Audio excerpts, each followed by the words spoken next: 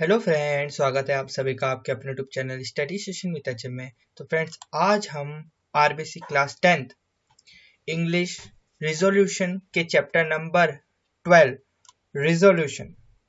बड़े इत्तेफाक की बात है, जो बुक का नाम है रिजोल्यूशन, वो उसी के ही टाइटल का अपन को चैप्टर मिला है ना। तो आज के अपना चैप्टर का नाम क्या है? रिजोल्यूशन। रिजोल्यूशन का अर्थ क्या होता है स्पष्ट कर लीजिए। रिजोल्यूशन का अर्थ होता है संकल्प, है ना। संकल्प, या जिसे हम प्रेरणा भी कहते हैं। प्रण प्रण होता है ना, प्रण या प्लेज। संकल्प, आपने एक प्रण लिया। क्या प्रण लिया? कि मुझे 10th, जो आप क्लास 10th है उसके अंदर मुझे 90% लाने, 99% लाने, 98% लाने। ये आपका एक प्रण है। तो इसी प्रकार का प्रण इसमें, ये जो चैप्टर है इसमें कुछ पात्र हैं, कुछ कैरेक्टर्स हैं, वो कुछ रिजोल्यूशन करते हैं, वो कुछ प्लेज लेते हैं, वो कुछ संकल्प लेते हैं। वो क्या संकल्प है उसके विषय में अपन पढ़ेंगे, है ना।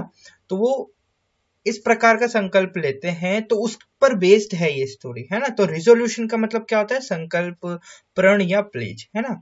तो अपन इसको स्टार्ट करने से पूर्व, इसको स्टार्ट करने से पहले अपन क्या करेंगे? अबाउट द स्टोरी जानेंगे, है ना, कि स्टोरी में क्या है। तो चलिए स्टोरी पर बढ़ते हैं। देखिए, about the story. The story resolution lays stress on the importance of water. यानी जो ये कहानी है, द स्टोरी रिजोल्यूशन, रिजोल्यूशन जो कहानी है, lays stress on the importance of water, यानी वाटर यानी पानी के, यानी जल के महत्व के ऊपर, जल के महत्व के ऊपर क्या करती है? बल देती है ना। Which is the most precious natural resource in present scenario। जो कि which मतलब जो कि most is the most precious natural, यानी कि जो कि आज के परिदृश्य में सर्वाधिक कीमती प्राकृतिक संसाधन है। Which is the most precious, precious यानी होता है बहुत ही महत्वपूर्ण और कीमती, जिसे अपन कहते हैं बहुमूल्य, है ना। Which is the most precious natural यानी प्राकृतिक रिसोर्स, यानी होते संसाधन, इन प्रेजेंट सिनेरियो यानी वर्तमान के सिनेरियो, यानी होता है परिदृश्य में, है ना। This story is very inspiring and thought provoking. Thought provoking यानी यह स्टोरी बहुत ही प्रेरणा है, प्रेरणा स्रोत है, प्रेरणादायक है। इंस्पायरिंग यानी प्रेरणादायक, एंड थॉट प्रोवोकिंग यानी थॉट्स यानी होता है विचार, विचारों को प्रोवोकिंग यानी उत्तेजित करने वाली है ना।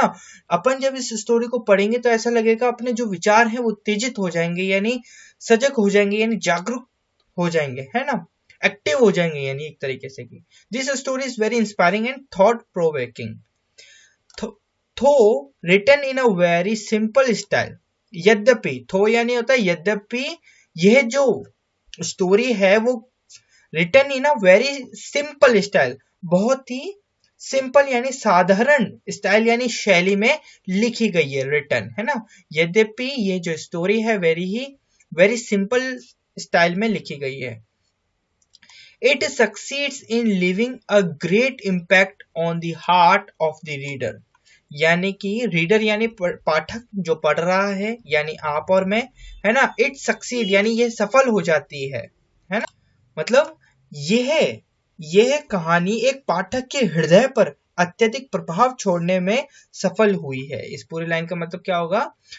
इट सक्सीड इन लिविंग यानी छोड़ना, अ ग्रेट इम्पैक्ट यानी बहुत ही इम्पैक्ट यानी प्रभाव, on the heart of the reader यानी ये जो रीडर्स है यानी पाठक है उनके हृदय में बहुत ही बड़ा प्रभाव छोड़ने में सफल रही है। It ends with the resolution of Anna and other villagers to plant trees and conserve water to save the future of mankind। यानी कि इस स्टोरी जो है, ये वाली जो स्टोरी है, इसका जो एंड है वो किस प्रकार से होता है, वो ये वाली लाइन बताती है। It ends with a resolution of Anna and other villagers. मैंने आपको कहा था कि यहाँ पर जो ये स्टोरी है इसके अंतर्गत जो कैरेक्टर्स हैं वो उनका एक रिजोल्यूशन होगा, उनकी एक प्लेज होगी, उनका एक संकल्प होगा। तो यहाँ पर बताया गया है it ends with a resolution. यहाँ यह अन्ना तथा अन्य ग्रामीणों के इस संकल्प के साथ समाप्त होती है कि वे मानवता के भविष्य को बचाने के लिए पौधे लगाएंगे, व जल संरक्षण करेंगे। ठीक है ना। It ends with the resolution of Anna and other villagers. ये अन्ना और जो अदर विलेजर्स हैं, अन्य ग्रामीण जो लोग हैं, उनके संकल्प से खत्म होती है। उनका संकल्प क्या होता है? Villagers to plant trees and conserve water to save the future of mankind. Mankind यानी मानवता, प्लांट ट्रीज यानी पेड़, प्लांट यानी उनको बोना, उनको उगाना, एंड कंजर्व यानी होता है बचाना, वाटर को बचाना, to save the future of mankind यानी भविष्य की मानवता के लिए। क्लियर है? ये तो था अबाउट द स्टोरी। अब अपन चलते हैं अपने मुख्य पाठ पर, जिसका नाम क्या है? रिजोल्यूशन। अब देखिए एक एक लाइन, एक एक शब्द को समझेंगे बड़ी अच्छी तरीके से। अन्ना, a young boy, had just returned to his village from the college hostel during his summer vacations। है ना। मतलब अन्ना एक यंग बॉय है, एक जवान लड़का है। had just returned to his village, है ना। वह अपने रिटर्न यानी लौट रहा है, कहां पर? अपने, हिज यानी अपने, विलेज यानी गांव में। फ्रॉम द कॉलेज हॉस्टल, कहां से लौटा है? From the college hostel, college के hostels, during his summer vacations.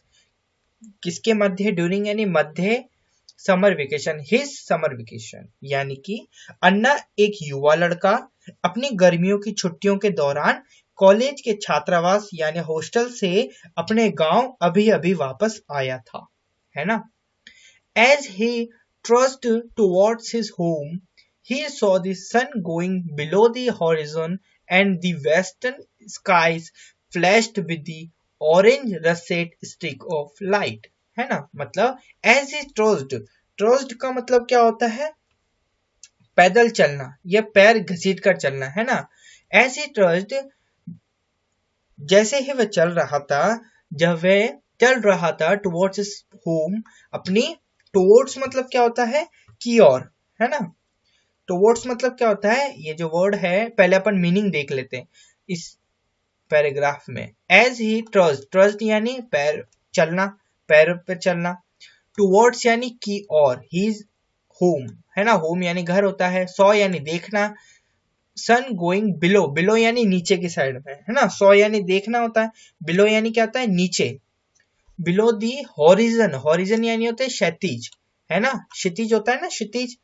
क्षितिज जानते हो क्या होता है? देखो, क्षितिज वह काल्पनिक स्थान जहां पृथ्वी और आकाश मिलते हुए दिखाई देते हैं, वो क्षितिज कहलाता है।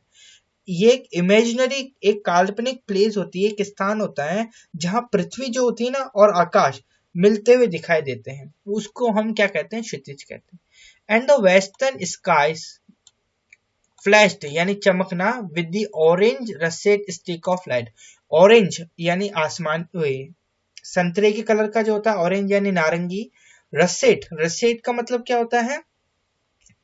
रसेट मतलब होता है अपने पास गेरुआ रंग होता है ना। स्टिक्स यानी लाइट, किरणें, है ना, किरणें। स्टिक्स यानी होता है किरणें, रसेट यानी होता है गेरुआ रंग। तो इसका मतलब होगा जब वह अपने पैर घसीटते हुए घर की तरफ आ रहा था, उसने सूर्य को क्षितिज के नीचे जाते हुए देखा और पश्चिम दिशा का आकाश रोशनी की नारंगी गेरुए रंगों की किरणों से चमकता था, है ना। जो पश्चिमी जो आकाश था वो गेरुए नारंगी रंगों की से चमक रहा था। आगे लिखा है the scene of the setting sun always put him in low spirits. यानी द सीन यानी क्या होता है? दृश्य। सेटिंग सन यानी डूबते हुए सूरज, डूबता हुआ सूरज। सेटिंग सन यानी डूबता हुआ सूरज। लो स्पिरिट्स, लो स्पिरिट्स का मतलब होता है हतोत्साहित करना, है ना। लो स्पिरिट्स यानी अपन को उत्साहित कर रहे थे, है ना। मतलब इस लाइन का मतलब है अस्त होते हुए सूर्य का दृश्य सदैव ही उसके मनोबल को नीचा कर देता था, है ना। अस्त होते हुए सूरज को देखकर जो अपना अन्ना था, है ना, जो अन्ना था वो किसको देख रहा था? सेटिंग सन को देख रहा था, है ना, सेटिंग सन को देख रहा था यानी डूबते हुए सूरज को देख रहा था।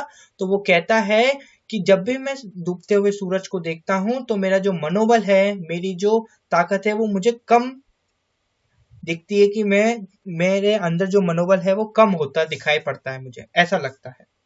आगे लिखते हैं, he himself did not know why।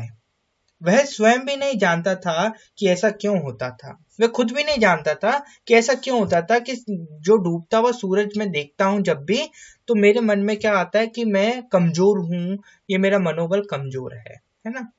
आगे लिख रखा है, the land was dry and parched. The land यानी भूमि, ड्राई यानी सूखा, और पर्च्ड यानी भी सूखा ही होता है ना। पर्च्ड यानी वैसे झुलसा हुआ होता है, जो जैसे तेज धूप पड़ती है ना तो एक चीज झुलस जाती है, उस प्रकार का। दो ड्राई यानी तो सूखा, पर्च्ड मतलब जमीन सूखी थी और झुलस रही थी, जमीन सूखी थी और झुलस रही थी। At places it appeared as if futile attempts had been made at plugging. मतलब एट प्लेसेस उस स्थान पर, अपीयर्ड मतलब क्या होता है, दिखाई देना, है ना। अपीयर्ड मतलब होता है दिखाई देना। फ्यूटाइल एक वर्ड आ रहा है, फ्यूटाइल का मतलब होता है व्यर्थ, खराब, है ना।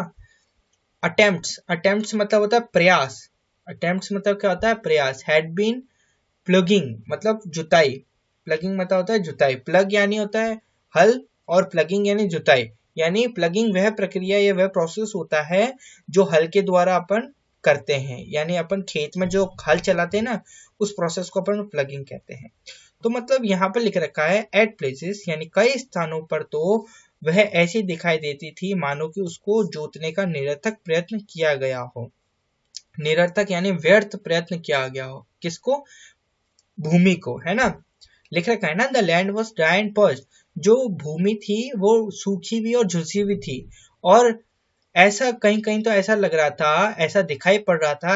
एट प्लेसेस इट अपीयर्ड, कहीं कहीं तो ऐसा दिखाई पड़ रहा था। इफ फ्यूटाइल अटेम्प्ट्स, फ्यूटाइल यानी निरर्थक, अटेम्प्ट यानी प्रयास किए गए थे, had been made at plugging, है ना। The plugged rises had hardened, है ना। राइजेस मतलब होता है टीले, है ना। The plugged rises had hardened मतलब जोते हुए टीले कठोर तथा कड़े हो गए थे। जो जोते हुए टीले थे वो कठोर मतलब बहुत ही हार्ड और कड़े हो गए थे बिल्कुल। Here and there cacti of different shapes grew, यानी कि इधर उधर कई आकार तथा रूपों के नागफनी के पौधे उग आए थे। कैक्टाई यानी नागफनी, हियर यानी यहाँ, इधर और उधर, है ना। डिफरेंट शेप्स यानी अलग अलग प्रकार के, ग्रू यानी उग आए थे, है ना, उगना, ग्रो होता है वैसे, ग्रो ये सेकंड फॉर्म है इसकी। अ solitary crow paused on the old babul tree. A solitary crow, है ना। सॉलिटरी मतलब क्या होता है बताइएगा एक बार।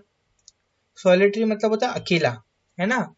तो यहाँ पर क्रो है तो यहाँ पर स्त्रीलिंग मतलब यूज होगा। तो a solitary crow paused on the old, pause मतलब क्या होता है, बैठे, बैठना। On the old babul tree मतलब एक अकेला कौवा पुराने, a solitary crow perched on the old babul tree यानी एक अकेला कौवा पुराने बबुल के पेड़ पर बैठा हुआ था। ठीक है, ये थोड़ी अपनी भूमिका थी। आगे बढ़े, आगे लिख रखा है,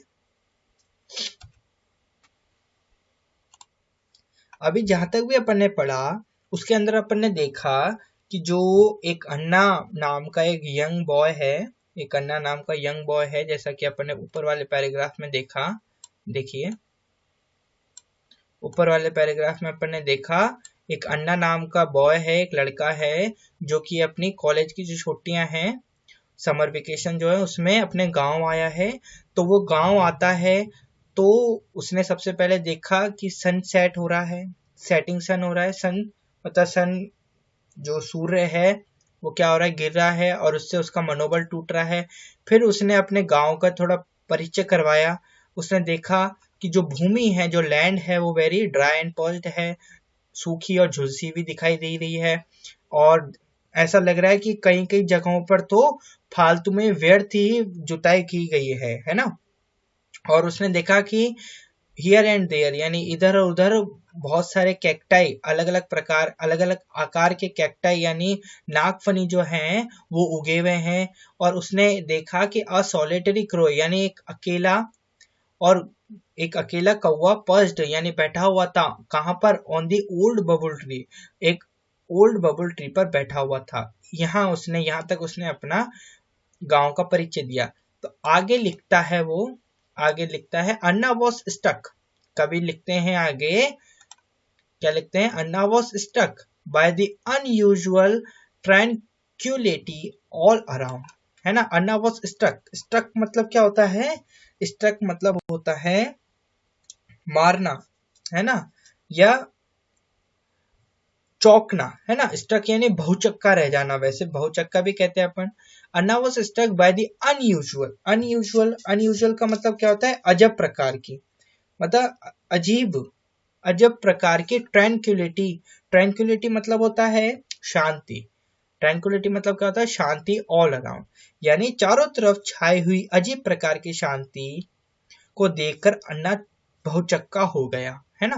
which was pierced by the collective twittering of the birds soaring high in the skies, यानी कि यहाँ पर पियर्स्ड का मतलब क्या होता है? छेद किया हुआ, है ना। पियर्स्ड मतलब क्या होता है? छेद किया हुआ।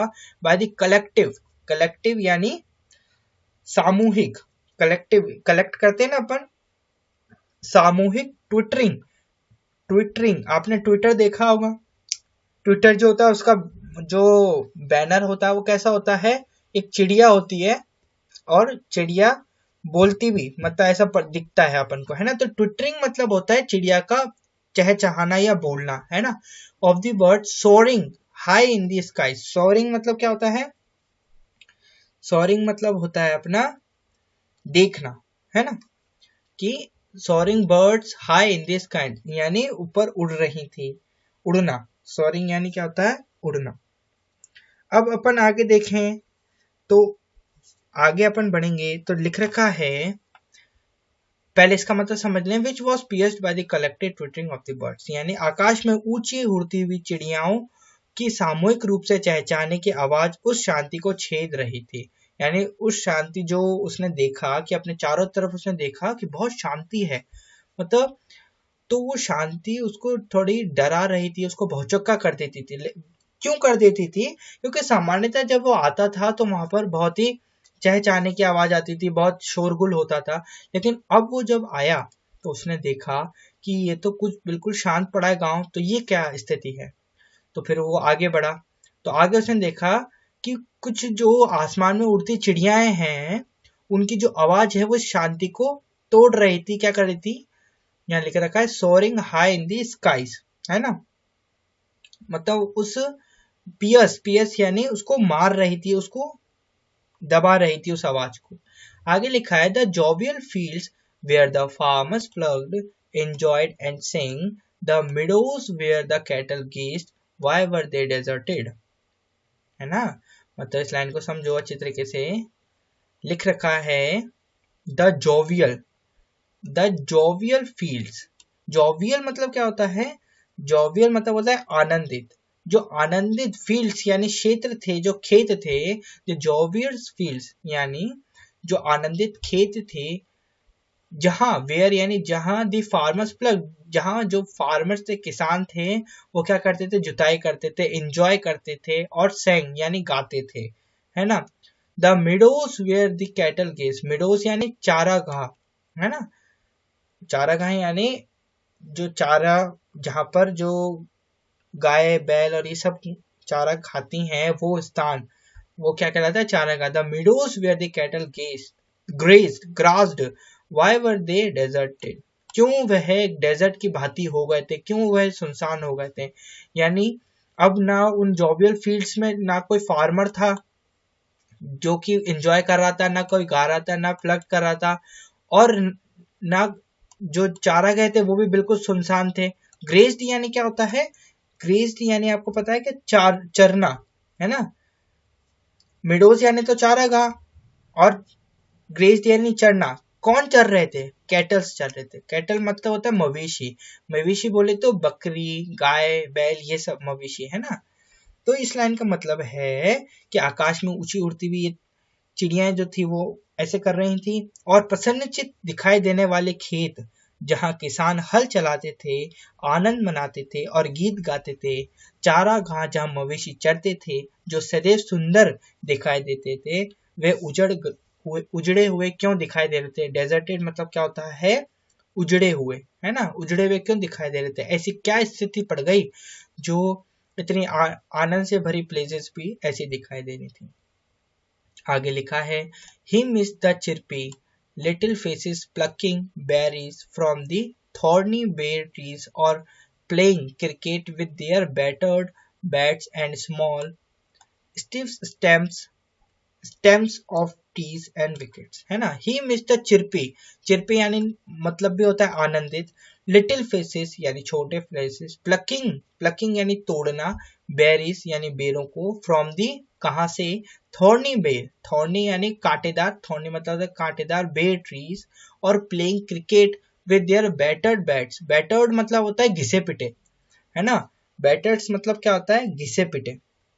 घिसे पिटे से मतलब है जो बैट जो होता है ना, क्रिकेट बैट जो होता है वो नीचे से घिसा है, घिसा हुआ है, इस प्रकार के। वो क्रिकेट कैसे खेल रहे थे? Playing cricket with their battered bats and small, small यानी छोटे बैट से खेल रहे थे, पिटना जैसे अपन कह सकते हैं। स्टिफ स्टेम्स, स्टिफ, स्टिफ मतलब होता है कठोर, स्टिफ यानी कठोर, स्टेम्स यानी तने, है ना। Stiff stems of trees as wicket, यानी विकेट के तौर पर वो किसको इस्तेमाल कर रहे थे? जो कठोर पेड़ के जो तने थे उनका इस्तेमाल कर रहे थे।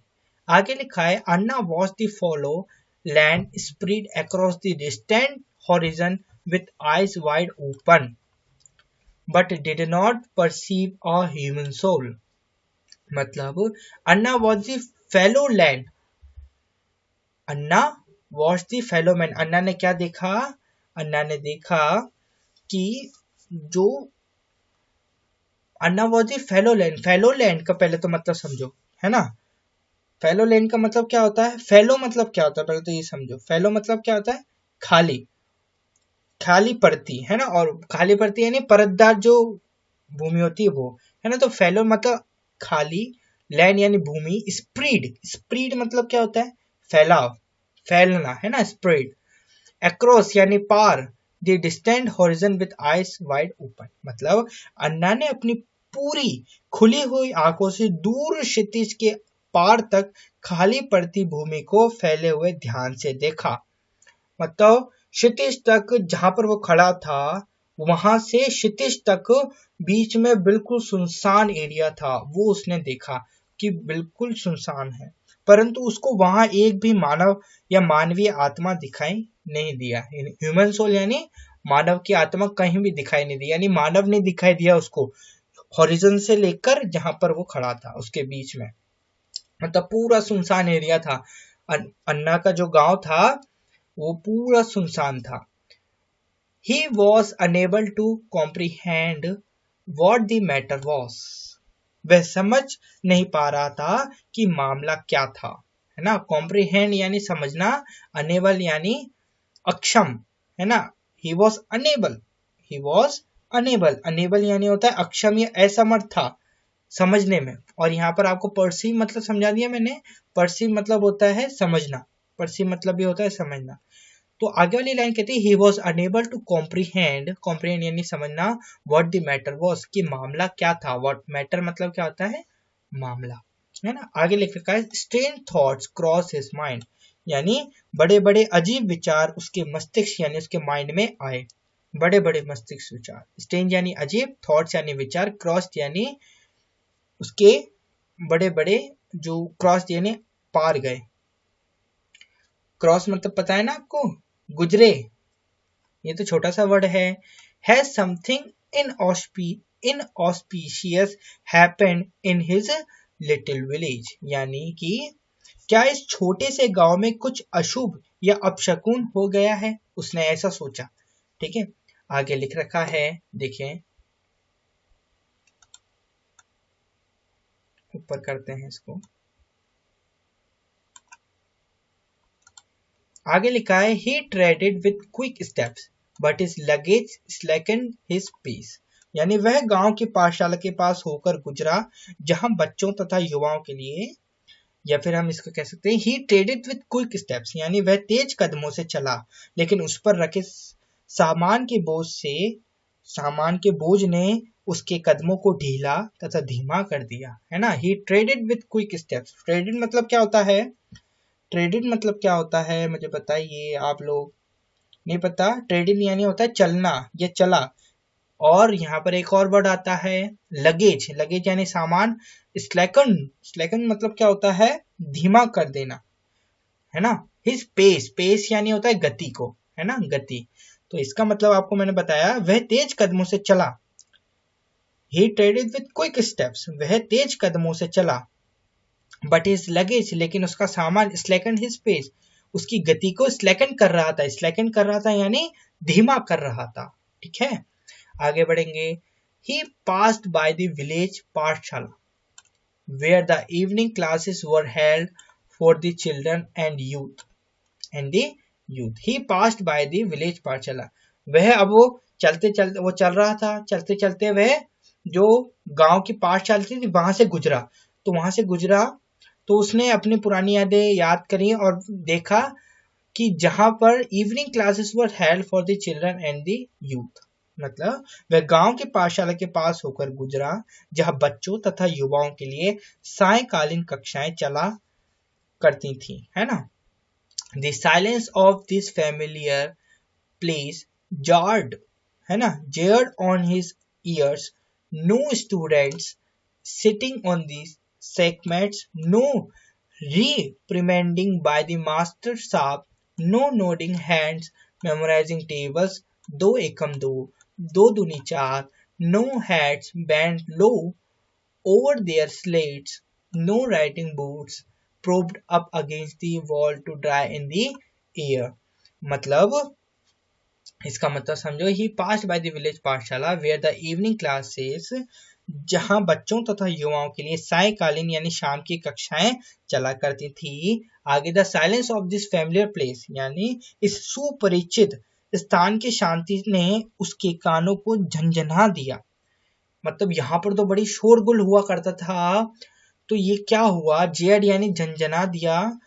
कोई विद्यार्थी बोरे के आसनों पर नहीं बैठा था, कोई मास्टर साहब किसी प्रकार की फटकार नहीं लगा रहे थे। ये रिप्रिमेंडिंग मतलब होता है फटकारना, है ना। किसी शिक्षार्थी के पहाड़ों के डटते समय ऊपर नीचे की तरफ हिलने वाले सिर दिखाई नहीं दे रहे थे। कि हम जब भी बचपन में आपने देखा होगा कि जो बच्चे होते हैं वो पहाड़े याद करते हैं तो दो एकम दो, दो दूनी चार ऐसे ऐसे याद करते हैं, अपने सर को हिलाते हुए ऊपर नीचे सर को हिलाते हैं और याद करते हैं। तो यहाँ पे लिख रखा है मेमोराइजिंग टेबल्स, दो एकम दो, दो दूनी चार। नो हेड्स बेंट लो, बेंट यानी मुड़ना या नीचे की तरफ दुखना, नीचे की तरफ हिलने वाले सर, है ना। दो एकम दो, दो नीचे, किसी का भी सिर स्लेटों के ऊपर नीचे की तरफ झुका हुआ दिखाई नहीं दे रहा था, है ना। No writing boards propped up against the wall to dry in the air, यानी दीवार के सहारे हवा में सूखने के लिए कोई श्यामपट नहीं दिख रहा था। श्यामपट यानी बोर्ड नहीं दिख रहा था, है ना। No writing boards propped, propped मतलब क्या होता है, प्रॉप्ड मतलब होता है सहारा, है ना, सहारा लिए हुए। प्रॉप्ड मतलब क्या होता है, सहारा लिए हुए। आगे देखेंगे, अन्ना मूव्ड अहेड, अहेड मतलब क्या होता है, आगे की तरफ, मतलब अन्ना आगे चला, अन्ना आगे की ओर चल पड़ा। ये देखकर वो आगे की ओर चल पड़ा। उसके मन में एक डर उत्पन्न हो रहा था कि भाई मेरा गांव बदल गया है, बिल्कुल पहले जैसा नहीं रहा। आगे लिख रखा है the village Chaupal was empty, गांव की चौपाल खाली पड़ी थी। जो गांव की जो चौपाल होती है जहां पर जो बूढ़े लोग होते हैं वो बैठते हैं, वो भी खाली पड़ी थी। As he came close to the house, जैसे ही वह घरों यानी मकानों के समीप आया, he thought of the pleasant aroma of the evening food being cooked, which used to make him ravenous, but his familiar smell too was missing. मतलब इसका मतलब समझिए, as he came close to the house, जैसे जैसे वह अपने घर के पास आया, he thought of the pleasant aroma of the evening food being cooked.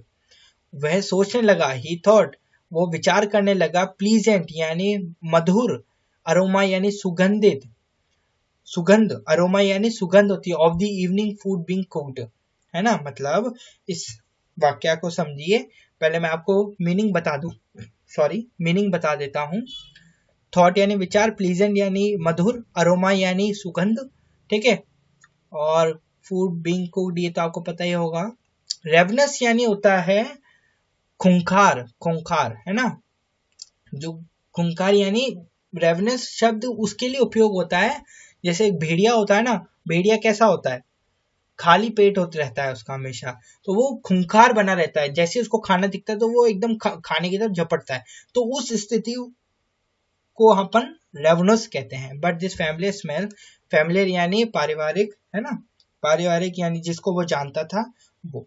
तो इस लाइन का मतलब होगा, जैसे ही वह मकानों के समीप आया, उसे शाम को पकाए जा रहे भोजन की आनंददायक सुगंध का विचार आ गया, जो कि उसको ललायत किए यानी खूंखार, खूंखार कर रही थी, है ना, क्योंकि वो भूखा था। और जैसे ही वह उस उन जो मकान थे, जो मकान गांव के अंदर जो मकान थे उसके पास से गुजरा, तो उसको वो विचार याद आ गए, वो जो थॉट्स थे वो याद आ गए, कि वो जो खुशबू याद आ गई घरों की, जो घर में खाना पकता था उसकी खुशबू याद आ गई, जो उसको क्या बना रही थी, खूंखार बना रही थी, उसको भूख दिला रही थी। आगे लिखा है, the village dog barked at him, यानी गांव के कुत्ते उस पर भौंक रहे थे। बार्क्ड यानी होता है भौंकना। Has he become a stranger in his own village, क्या वह अपने ही गांव में एक अजनबी आदमी हो गया था, क्योंकि कुत्ते किस पर भौंकते हैं, जो उनको अजनबी लगता है, तो वो अपने आप से सवाल पूछ रहा है, क्या मैं अपने गांव में ही अजनबी हो गया, है ना, इस प्रकार का बोल रहा है। आगे लिख रखा है, suddenly he caught a glimpse of the चौकीदार, a frail man with milk white beard, wearing a shabby dhoti kurta. Suddenly, अचानक, he caught a glimpse, यका अचानक उसे चौकीदार की एक झलक दिखाई दी। ग्लिम्स यानी होता है झलक। कमजोर शरीर वाला एक व्यक्ति, है ना, फ्रेल, फ्रेल यानी होता है कमजोर, विथ मिल्क यानी दूध जैसी सफेद दाढ़ी, एक फटा पुराना धोती कुर्ता पहने हुए, है ना, शेबी यानी फटा पुराना। Anna asked, baba, what's the matter, Anna ने उस जो चौकीदार था उससे पूछा, बाबा ये क्या बात है, गांव वाले कहाँ चले गए हैं, है ना। Anna asked, baba what's the matter, क्या मामला है बाबा, where have the villagers gone, कहाँ चले गए ये सारे विलेजर्स, जो गांव वाले हैं वो कहाँ चले गए सबके सब। The old man answered, all the villagers have gone to the village temple to offer special midnight prayers to appease God, है ना, as there is a severe drought in the village। मतलब the old man asked, तो उस चौकीदार, उस बूढ़े वृद्ध आदमी ने जवाब देते हुए कहा, सभी गांव वाले ईश्वर को शांत करने के लिए अपनी विशिष्ट अर्धरात्रि की प्रार्थनाएं अर्पित करने के लिए गांव के मंदिर में गए हैं। All the villagers have gone to the village temple to offer, offer यानी, ऑफर मतलब क्या होता है बताइए, ऑफर यानी होता है प्रस्तुत करने, है ना, क्या प्रस्तुत करने, क्या गए, स्पेशल यानी विशिष्ट, ऑफर यानी अर्पित करना, स्पेशल यानी विशिष्ट, अपीयस, अपीयस यानी होता है खुश, सीवियर यानी भयंकर, है ना। ये जो वर्ड मीनिंग आपको बता देता हूँ फटाफट से। तो इस पूरे का मतलब है, सभी गांव वाले ईश्वर के जो कोप था, गुस्सा था, उसको शांत करने के लिए अपनी विशेष यानी स्पेशल अर्धरात्रि यानी मिडनाइट की प्रार्थना यानी प्रेयर्स, अर्पित, अर्पित यानी ऑफर करने के लिए गांव के मंदिर में गए हैं, क्योंकि गांव में भयंकर सूखा पड़ा हुआ है। सेबे यानी भयंकर, डॉट यानी सूखा पड़ा हुआ है। ऑल्थो यानी यद्यपि, there was sufficient rainfall this year, yet all the sources of water have dried up, यानी इसमें लिखा है यद्यपि इस वर्ष, ऑल्थो यानी क्या होता है, यद्यपि इस वर्ष पर्याप्त बरसात हुई है, यानी सफिशिएंट रेनफॉल हुई थी, फिर भी पानी के सभी स्रोत सूख गए हैं। फिर भी यह मतलब होता है फिर भी all the sources of water have dried up यानी सूखे हुए हैं, सोर्सेज यानी स्रोत। To them it is indicative of the fury of God, यानी उनके लिए यह सब ईश्वर के कोप का संकेत है या सूचक है। टू देम यानी उनके लिए, इंडिकेटिव यानी सूचक है ना, of the fury of God, God के गुस्सा होने, फ्यूरी यानी होता है क्रोध, है ना। तो ये सब होना उन जो गांव वाले हैं उनके लिए किसका सूचक है, किसका इंडिकेटिव बताता है, भगवान के गुस्सा होने का। ठीक है, ठीक है, आगे बढ़े। आगे लिख रखा है, देखें आगे लिख रखा है, द चौकीदार heaved a deep sigh and said, the villagers are starving and their existence is in peril। यानी चौकीदार ने गहरी आह भरी और कहा, गांव वाले भूखे मर रहे हैं। गांव वाले क्या मर रहे हैं, भूखे मर रहे हैं। तो यहाँ पर मीनिंग देख लेते हैं। हियब्ड यानी क्या होता है, हियब्ड यानी होता है आहा भरना, और साइन यानी भी मतलब होता है आहा भरना। ये जो है साइन मतलब भी होता है आहा भरना। स्टार्विंग, स्टार्विंग मतलब होता है भूख से मरना, स्टार्विंग मतलब क्या होता है, भूख से मरना। एग्जिस्टेंस इज इन पैरल, जीवन, एग्जिस्टेंस यानी होता है जीवन, और पैरल यानी होता है खतरे, है ना। पैरल यानी होता है खतरे, मतलब यहाँ लिख रखा है, चौकीदार ने गहरी आह भरी और कहा, गांव वाले भूखे मर रहे हैं और उनका जीवन ही खतरे में है, उनका जीवन भी खतरे में है। They have nothing to look forward to. अब यहाँ पर जो एक शब्द आ रहा है, ये वाला जो शब्द है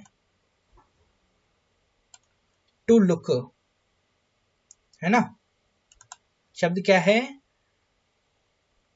to look forward to. To look forward to का मतलब क्या होता है, आशा करना। क्या होता है, आशा करना, मतलब उनको कोई आशा की झलक दिखाई नहीं पड़ती है। A few villagers have already migrated to the cities in search of jobs, thinking that this village is cursed। cursed यानी होता है शापित, मतलब व्यावसायिक कार्य की तलाश में कुछ गांव वाले ये सोचते हुए कि यह गांव अभिशापित है यानी शापित है, पहले से ही प्रवास कर गए हैं। माइग्रेटेड मतलब क्या होता है, प्रवास करना, एक स्थान से दूसरे स्थान पर जाना। अब Anna decided that he will not, यहाँ से अपन कल स्टार्ट करेंगे यहाँ पर, है ना। तो यदि आपको हमारी वीडियो अच्छी लगी तो प्लीज वीडियो को लाइक करें और चैनल को सब्सक्राइब करें। धन्यवाद एंड गॉड ब्लेस यू।